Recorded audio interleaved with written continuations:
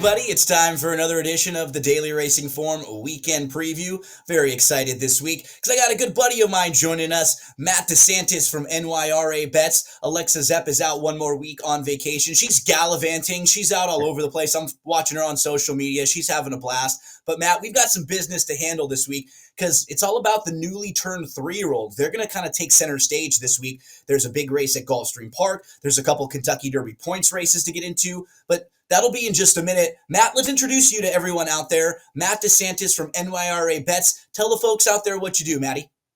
Yeah, thanks so much for having me, Gino. It's an exciting time of year. Happy birthday to all the horses who all turned 3 the other day. Yep. And yeah, for NYRA Bets, I do a lot of content on social media, whether it's on X or whether it's on YouTube. You can always check out the videos we have, race previews, full card analyses, handicapping and betting tutorials. A lot of great content on NYRA Bets on the app and on the website. So people can check it out if you're a horse player. You're not just up in New York, but we cover tracks across the country and across the world. And we brought Matt in because this week in our final segment, we're going to talk about one of the big races out at Aqueduct, which is the Jerome, where they have Kentucky Derby points on the line for some of the newly turned 3-year-olds. So that'll be in segment 3. We got a lot of ground to cover in our first couple segments. So segment 1, we're going to head over to Gulfstream Park for race 10 on Saturday. It's the Mucho Macho Man Stakes. And Matt, we'll do a horse-by-horse preview for this one. It's not a race with Kentucky Derby points, but we have 3-year-olds, and many of the barns and many of the trainers and owners use this race as a stepping stone to other races in Florida where they have Kentucky Derby points on the line. So an important race as we meet the field, and we won't have to go far to meet the likely favorite in this field. Matt, Guns Loaded comes out of a race at Churchill Downs where he was super impressive. It was his second career start. He won. He went right to the front end. He beat a couple horses who came back in their next start to win, and he looks like the one they'll all have to catch and beat in here. Yeah, absolutely. We should say trained by Jose D'Angelo, who has been off to a very scorching hot start at this championship meet at Gulfstream Park. He's got some really nice horses. This one was an $800,000 sale as well, sired by Gun Runner out of a Bernardini mare. Classic pedigree that you would expect to handle not just the one-turn mile, but eventually 2 turns. Like you said, these horses are pointing towards the Holy Bull, the Fountain of Youth, potentially the Florida Derby later on down the road. So Guns Loaded, really quick. He'll have to deal with some other speed to his outside. One of those horses is the number 2, Macho Music, who will take the blinkers off.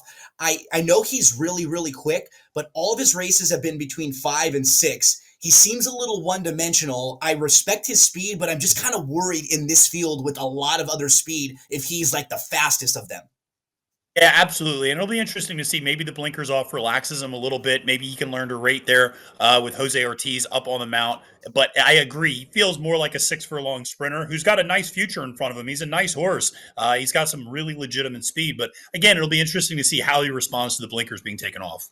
The next horse, McKellen, is another Jose D'Angelo runner. You were talking about what a great job he's done recently. Yeah. And the 2 horses he has in this race, they kind of complement each other with their running styles. Guns Loaded, if you're looking at the pace projector, you see the 1 up towards the front. The 3, McKellen, he can sit off the pace a little bit more. And that could be really key in a race like this, just knowing that you can sit behind horses and pass them, right?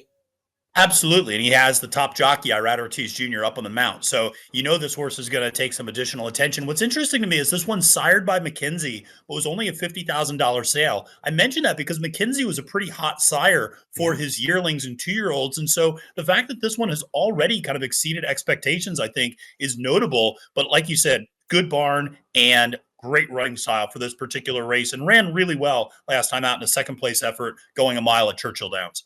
What's so difficult about races like this and these races early on in the year, you have a lot of horses that are all coming off of good efforts. Like Treaty of Rome hasn't done a whole lot wrong in his career, but you just got to kind of stack him up with the rest of the horses in this field. This is going to be a lot tougher than what he's faced.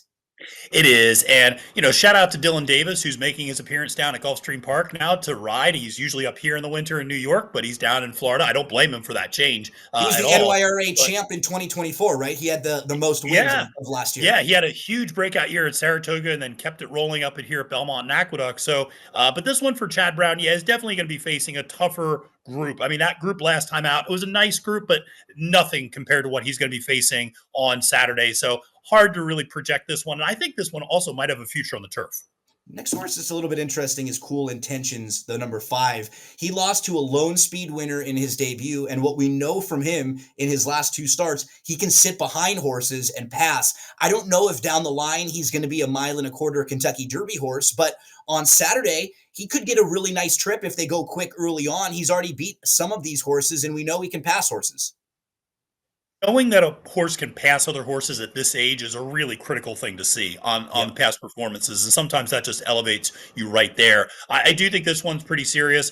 It is interesting. That race 2 back, the Maiden Breaker, you don't know how good the quality is sometimes in those more local Gulfstream maiden races before the championship meet starts. So I think this is still a little bit of a class test to see how he stacks up against the best in this group down there.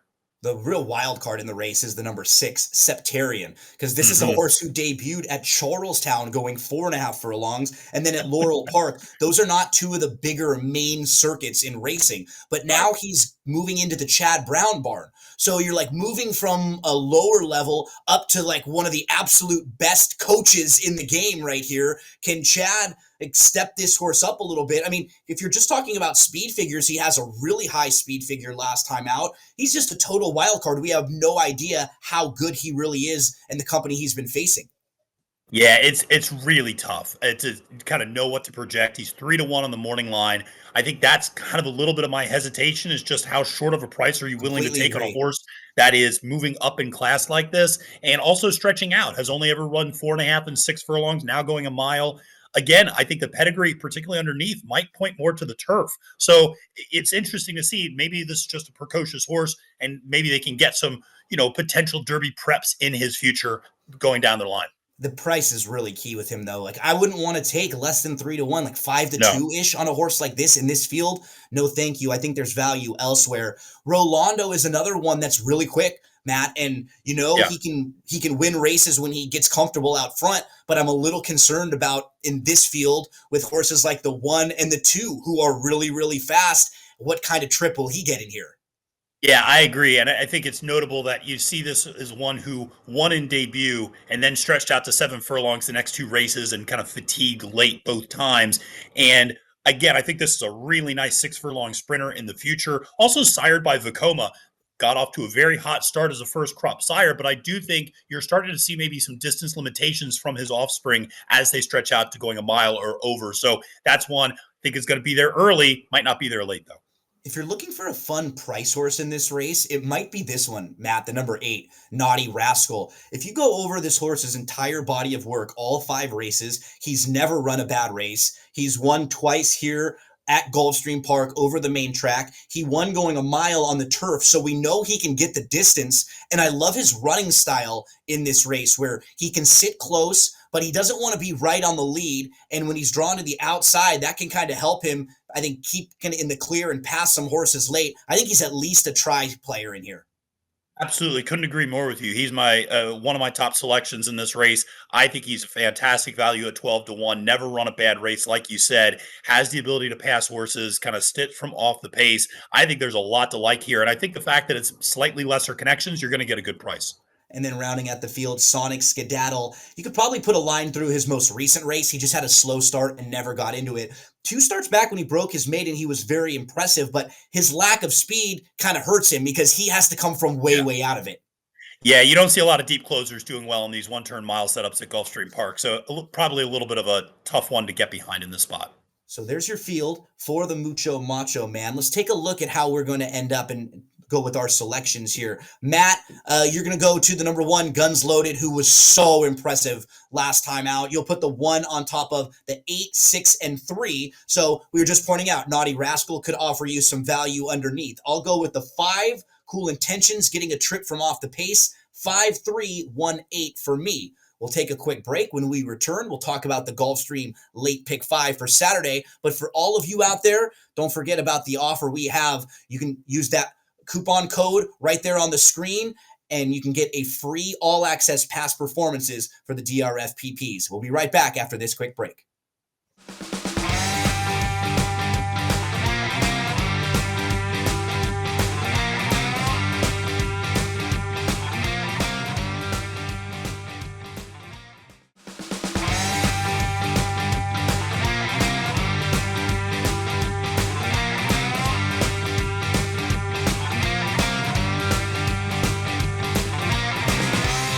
Okay, we're back and we're ready to talk about the pick five, late pick five for Saturday over at Gulfstream Park. There are two stakes races that end the sequence. We already talked about the Mucho Macho Man. That's going to go as race number 10, but the pick five starts in race number 7. Remember, this is like a parlay for those of you who are sports bettors out there. We need to hit every race in this parlay, but we can use multiple horses in each race. It'll just cost us a little bit more every time we use an extra horse. So, Matt, it starts out with a pretty tough $10,000 claiming race on the synthetic where a lot of horses kind of look the same and you can make cases for many. But you and I had, I think, the same top 2 and the same horse right on top in the number 9, Mailman Money. Why don't you talk a little bit about the 9 in here? I like this one just because you go back and look at the races this horse has run on the Tapeta surface down there on the synthetic, and you have to go back to this time last year, and those are really nice races. Strong buyer speed figures, good effort, the ability to track the pace. I think that's so important when we talk about the synthetic, particularly going long. You rarely want to be on the lead. You also don't want to be a deep closer. You really like to sit that tracking trip going 2 turns on the synthetic. That's the sort of trip this horse is going to sit. Also dropping down a little bit in class, was running in a claiming 20 last time out, now dropping down to a claiming 10. I just think you have Johnny Velasquez up on the mount for Kelly Breen. I like this one. Good value, I think, as well at 5-1. Yes, we've talked about the races many times together. A lot of my notes had you're dropping in class, you're getting back to the synthetic surface, and there's not that much early speed in this race. He could sit a pretty good trip, just like a little bit off the pace, sitting 2 or 3 lengths behind. The 9, Mailman Money, is the one that we both like the most. We're also going to include the 6, Onesto, who is proven at Gulfstream Park, who's a horse who will come running. You just feel like it's a good spot for this one. So we'll be 2 deep in here using the 6 and 9, trying to get out of race number 7. That's the first leg of the pick 5 sequence. So hopefully we get through there and we turn the page to race number 8. This one, Maddie, is a Florida bred maiden special weight race. So these are newly turned 3-year-old maidens. They'll be traveling 6.5 furlongs here. I think towards the outside of the field, you probably get the real strength. You have a couple horses in the 7 Oleg and the 8 Just Relax. They're dropping out of races where they faced a very nice horse named Rated by Merit, who's been one of the fastest horses in their age group so far. They don't have to deal with him. So for them, those two, they get a little bit of class relief. They're probably like the 2 horses to beat in here based on the company they faced. Absolutely. You see Rated by Merit in the running lines, and you have to automatically elevate those horses. For people who don't know, Rated by Merit has run 4 races and has never run slower than a 92 buyer speed figure. I mean, this is a horse that has a serious Kentucky Derby future. So you see, the large margin of defeat. Don't really take that into consideration because of the quality of competition that they were running against. I really like Just Relax as my top selection. This one trained by Jose D'Angelo, very sharp trainer with Irad Ortiz Jr. up on the mount, one of the top jockeys in the country and in the world. So really like this one. And but this also feels like a race where you could go maybe a couple deep. Yeah, we'll use a few others. The 4 Flood Zone is another horse who comes out of a good debut where he was second. I don't know how strong the race was, but I think he was a horse coming out of that race who could definitely step forward. Then to the outside, I'm seeing the 9, He's a Beast. I'm seeing Mr. Beast commercials all over the place. He's everywhere right now. But when you're looking at a first-time starter, you had a Dam who won twice. You had a horse who's a half to a horse named Noble Drama, who is a 10-time winner and a multiple stakes winner against Florida breds. 5 of the 6 siblings won, so the pedigree's there. The barn is 2 for their last 8 with first-time starters. And if you go even bigger, of the last 5 years, they've won about 12%. So this checks a lot of boxes for things I'm looking for with first-time starters there. So we'll end up going 4, 7, 8, and 9 using 4 horses to try to get out of race number 8. We turn the page to the 9th race. It's a mile on the turf in here, and another race, Matt, where we had the same top 2. So I didn't even have to go a little bit farther when we were building our ticket. We had the 2 Mount Oreb and the 10. Talk a little bit about Mount Oreb, who the form is just really good overall. It just feels like a nice fit in this race.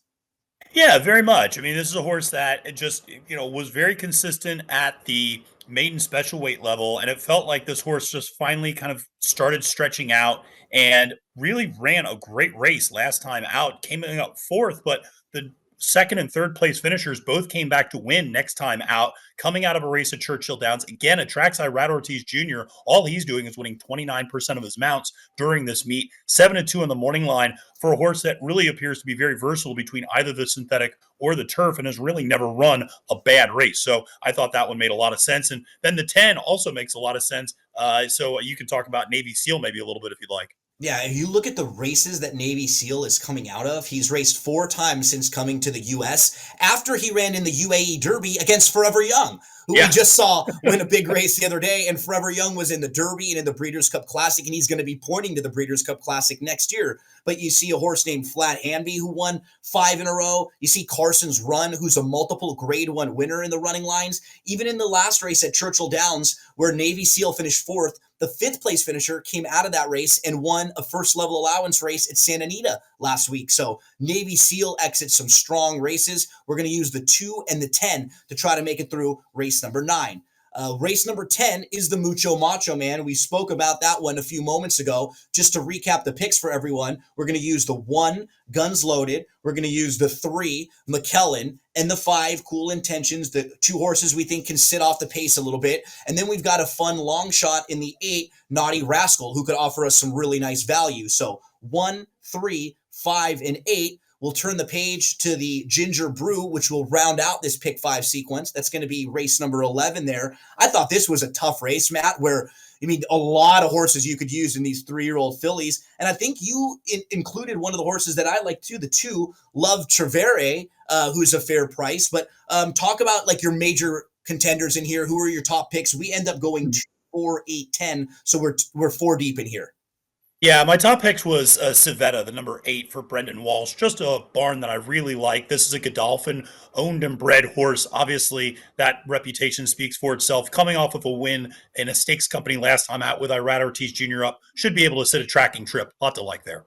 Yeah, so if we put them all together, we can take a look at the pick 5 ticket. It's a $128 ticket. We don't have any singles, but there are 2 races where we shorten up a little bit. We'll use 2 horses in the 7th with just the 6 and the 9, and then 2 horses in the 9th with just the 2 and the 10. And there are a couple races where we don't have short price favorites in there. So if we hit this ticket, it is going to pay very, very well. We have a $128 play. However you're playing it, we wish you the best of luck. And when we return from this commercial break, we'll start talking about the newly turned 3-year-olds looking for some Kentucky Derby points this weekend at Aqueduct and Oaklawn.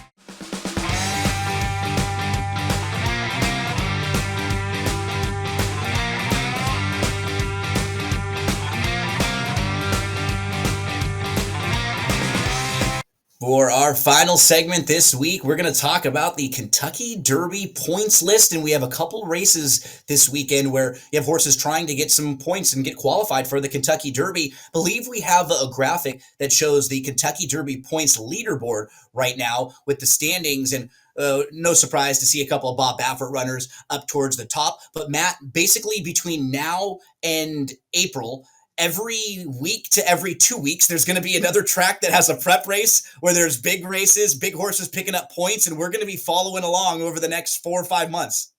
Absolutely, and it's going to be a lot of fun. Obviously, as you get deeper into the season, these prep races get more and more points, so this leaderboard is going to see a lot of changes over the next couple of months. We're going to start in your neck of the woods. We're going to head out to Aqueduct for the Jerome. It's going to go as race number 8 on Saturday, and it's a 1-turn mile there with Kentucky Derby points to the top 5 finishers. That's going to happen for this race at Aqueduct and the one at Oaklawn Park. And just kind of talking about this race overall, Matt, I think to the outside, McAfee is going to be a major player in here. No surprise, David Aragona, who does the morning lines, he's as good as anyone out there. He installed him at 2-1 on the morning line, and it looks like the outside is kind of the strength of the field. You have the really proven Studley Do-Right, who's been in a bunch of these stakes races for a while. Cyclone State is kind of quicker. He's won a couple in a row. Those 3 towards the outside will probably take the bulk of the money in here. Yeah, I would imagine so. And McAfee, we should mention, is the half sibling to the likely horse of the year, Torpedo Anna, Yep, which is just yet another reason why that horse is going to take a lot of money. But I do think you can question just how good the competition is that this horse has faced to this point. You've totally not seen agree. a lot of quality runners come back from those races and coming out of, quite frankly, a starter allowance race, which is not really a stakes prep that you would see. Cyclone State, very good horse, but hasn't really passed a lot of other horses before. And there is other speed to the inside that Cyclone State's going to have to deal with. So either it's going to have to be the speed of the speed and really push early or learn how to rate. Studley Do Right, like you said, has the most back class, won the Nashua over this track going this trip. I actually think the horse I Can, the number 3 horse, might provide a little bit of value at 8-1. This one had a really tough go last time out, almost went down to its knees, got up and still ran, I thought, a really good race. So there's some opportunity for value. I really like Studley Do Right in this spot as just a horse that just kind of runs his race every time. Yeah, Matt will go with the 7-3-8-6. Looking at this race, I went to McAfee. Just thought that from the outside could sit a good trip, but I Yeah. do agree with you. If you're looking for some value, maybe the 2 Mancetti or the 3 I Can. Those would be the horses I think could represent a little bit of value in this race. Studley Do Right is the most proven, and McAfee right now, one of the busiest guys out there. You see him on college football. He's announcing on Monday Night Raw all over the place. He's got his show, so McAfee, he's the one to beat in the Jerome. Let's flip the page and head on over to the Smarty Jones at Oaklawn because they have a really fun series of races, Matt. Like that's kind of when I think of Oaklawn, I think of the 3-year-old series that they have leading into the Arkansas Derby. We've seen a lot of horses through the last few years use this road to success in the Kentucky Derby. Last year we saw Torpedo Anna and Mystic Dan both used success from Oaklawn Park in the Kentucky Oaks and the Kentucky Derby. So maybe one of these horses we're looking at could be a future Kentucky Derby winner. This field, it's a little interesting because I think from a pace standpoint, we have to start talking about the one, Kale's Angel, who's one of the quicker in there. But I'm a little concerned that this horse stretching all the way out, Matt, with other speed in the race. A horse like the 6, Hot Property, is also pretty quick. I kind of look at the 6 as the horse to beat in here. I agree. Aside from everything you mentioned, also trained by Brad Cox, owned by the West family. Here's a little stat for you. Over the last 5 years, Brad Cox runners owned by the West have won 45% of non-graded stakes races. Wow. Hello, that's not a bad number. They'll get the So job done. this is one that's got a real big pedigree. And like you said, I'm a little concerned. Kale's Angel, I think an excellent sprinter, stretching out to 2 turns. I have my questions, going to be fading that one. Yeah, and I think both of us feel like if they go too fast early on, like maybe Kale's Angel and Hot Property and a couple others hook up, it could set up for the horse to the outside, Yes. Whole Battle, who may not be the best horse in 5 months, right? This might not be a Kentucky Derby horse, but as Right. far as right now is concerned, he's the most proven in this race. He's a horse who you've seen against Stakes Company compete really well. He won the Springboard Mile. His 3 most recent races on the main track are all wins, and his 2 races on the turf are where he lost. So I think he fits really well in this group, Matt, and he could get a nice setup. I agree about the setup. I think he absolutely fits. The races on the dirt progressively get better, and he answered a big question last time, which is he won over a fast track. His other 2 dirt appearances were over a wet track. So I think there's a lot going for him. Smaller connections, likely to actually be a pretty honest price come post time. 6815 for Maddie there. I'll put the 8 on top of the 6, 5, and 7. We had so much fun this week, but our show is now coming to an end. Make sure to follow along with Matt DeSantis and NYRA Bets on YouTube. We'll be back next week here with Alexa Zepp. Good luck to everyone, and let's crush it this weekend.